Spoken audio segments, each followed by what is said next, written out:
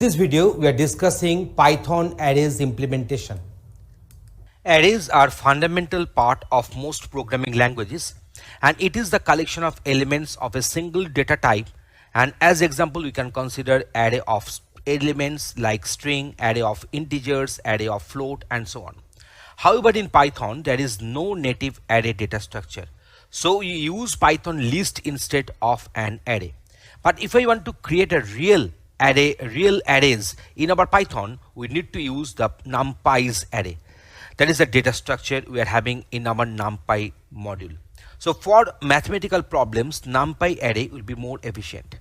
So unlike arrays, a single list can store elements of any data types and does everything an array does. So we can store an integer, a float, and a string instead of inside the same list.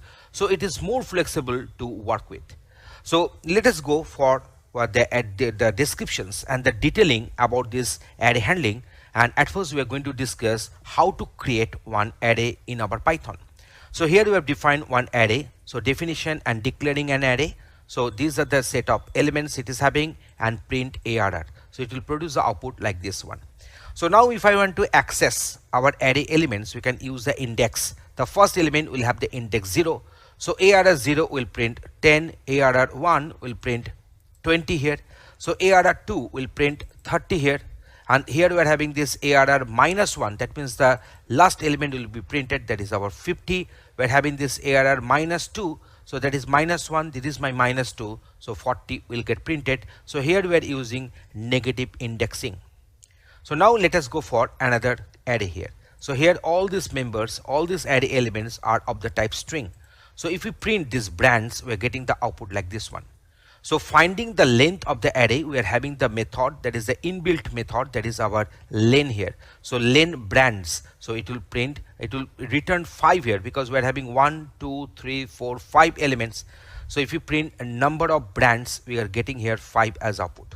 We can also add some element using the method append. So brands.append intel. So if you go on printing brands, I'm getting this intel as the last element which has got appended to the existing array, that is our brands. So now how to remove elements from an array. So to remove elements, we are having the method like remove, we are having the method like pop.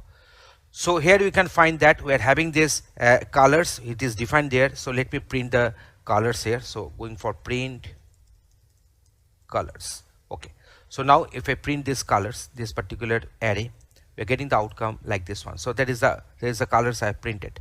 So now if you go for this del color 4, if you go for this del color 4, then after removing this del color 4, if I print, then the outcome will be this one. So that is the color 4 means we are having this 0, 1, 2, 3, 4. So ELO will get deleted because here we have mentioned the index as 4. So now we are having this colors.remove blue. So here I'm just mentioning directly the respective data items. So here we are mentioning directly the data items. So that is our blue. So blue is the member of this particular array. So blue is going to get deleted. So you can find that the blue has got deleted here. So now we are having this colors pop 3. So now here we are mentioning that radically the index we are mentioning.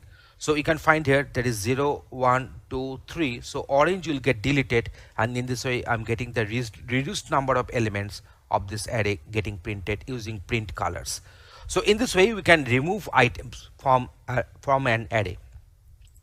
So now we are going for this modifying elements of an array using indexing.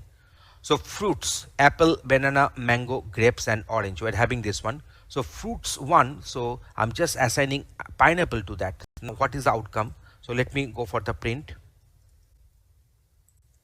So now let me go for the execution. You can find that at first this particular array has got printed. Now fruits 1 means 0, 1. So banana will be replaced by pineapple. So it has got replaced. Now fruits minus 1 means the orange, the last one, will get replaced by this guava. So we are getting the updated content of this array fruits.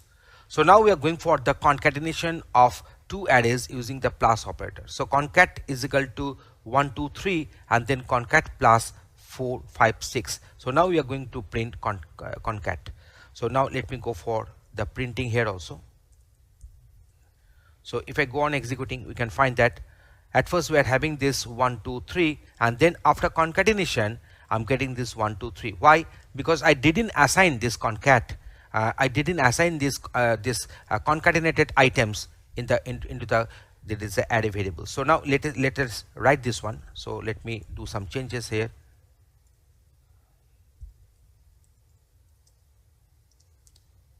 So now if I execute, I can find that.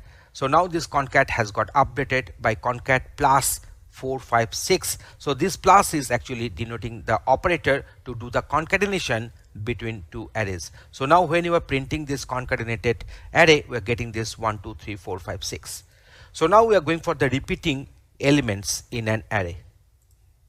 So let us go for this repeat A, and then repeat is equal to repeat star 5 and then print repeat.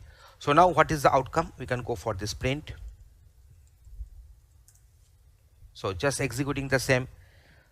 So at first A is there, and next time repeat is equal to repeat star 5. So this A has got repeated for 5 times. Okay. So now we are having this fruits. So we are having the set of elements are there. So if I go on executing this, so at first we are getting these fruits, this particular array has got printed. Now print fruits 1:4. Always remember the starting index will be inclusive and the ending index will be always exclusive. So there is the index number 0, index number 1 is this one. So 1, 2, 3. So I'm expecting banana, mango and grapes should get printed. Yes, they have got printed accordingly. Here the starting index is missing, so it will be considered as 0.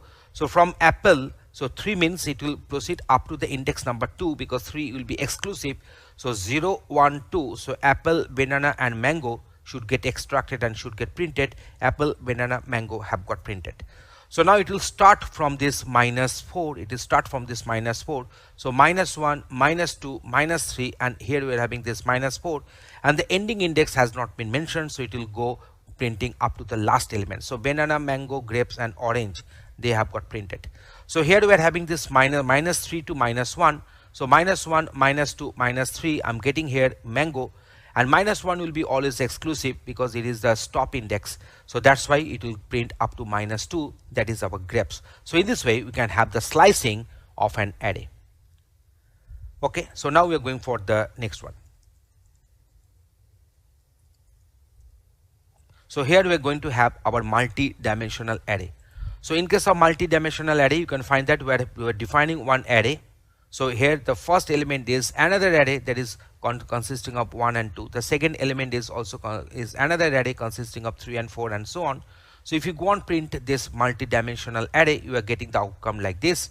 But if you print this multi-dimensional 0, that means this 1, 2, this array will get printed accordingly. 3 means 0, 1, 2, 3. So the 7 and 8 will get printed. So multi-dimensional array 2, 1. So 2 and 1, they are enclosed within the square brackets individually. So 2 means 0, 1, 2. So 2 means this one, and 1 means 0, 1. So 6 will get printed. Similarly for 3, 0. So in case of 3 and 0, they are individually enclosed within the square brackets. So 0, 1, 2, 3, that means this particular element and its 0th one. So 7 will get printed here. So in this way we have shown you that how to handle arrays in our Python programming with demonstration and example.